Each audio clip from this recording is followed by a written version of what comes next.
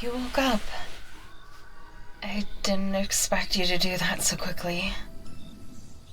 Nevertheless, I'm glad you're alive. Whoa. Calm down. One question at a time, okay? Being nervous, you won't understand anything. Alright, first up.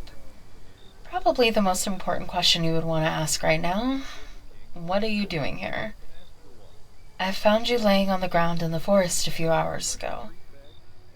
I thought you got hurt by some forest beasts or something. And I didn't want to leave you like this in the cold and for those creatures to, well, eat you. So I carried you to my car and drove you to my house. Although, after laying you down where you are right now, which is my couch, I couldn't find any bruises or cuts. You don't remember anything attacking you? Let's recreate what happened then. How did you end up in that place? So you were just casually walking around in the forest? Just for fun and fresh air, I assume? Alright. Then it got dark. You probably couldn't find the way out. And what was next? Oh, that explains it. Walking through the forest for such a long time could indeed make you tired. You must be a heavy sleeper then. I tried to wake you up for a good minute. Although it was cold outside. So maybe you did actually pass out, but because of hypothermia. Which means that indeed it was a good idea that I took you home. But if you felt that something was wrong, why didn't you call someone for help? I'm sure there was at least some reception to call 911. The forest isn't too far away from the city. Battery died, huh? Who goes into deep woods without a fully charged phone?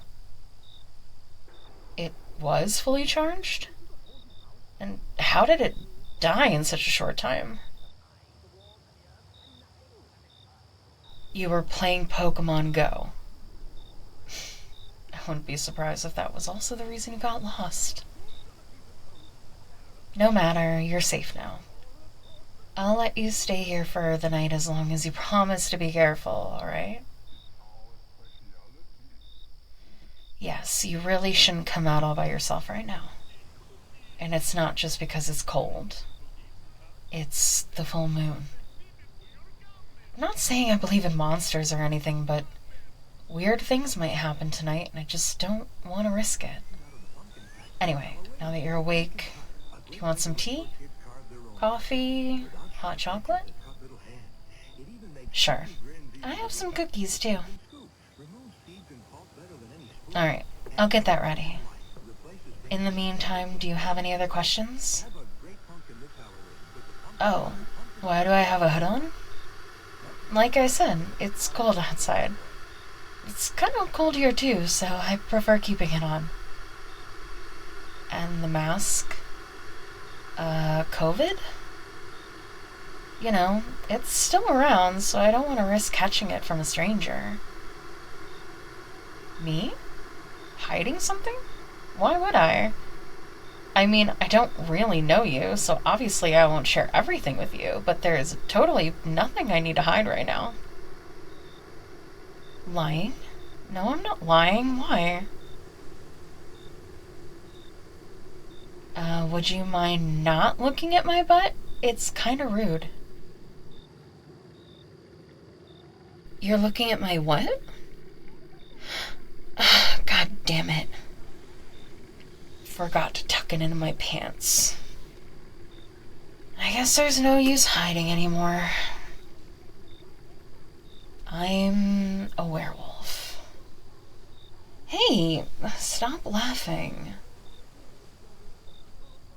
I know I might not be as furry as other werewolves. I'm not like other monsters, and that's actually the main reason why I'm covering myself.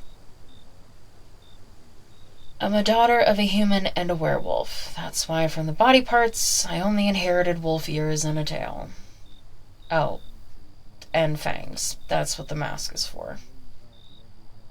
At least my senses are still much more enhanced, and I technically have claws, but they grow very quickly, and a girl with very long curly nails doesn't look too good, so I clip them almost every day. I guess I could be looking like an anime waifu, because during the night when my parents, spent some time together, my furry dad wasn't in his feral form.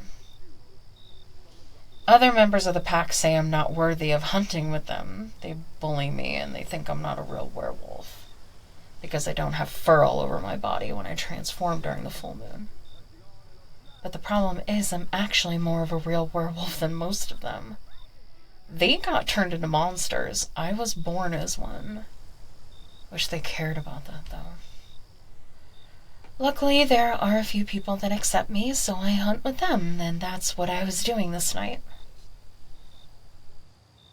Oh no, don't be scared. I didn't plan to eat you.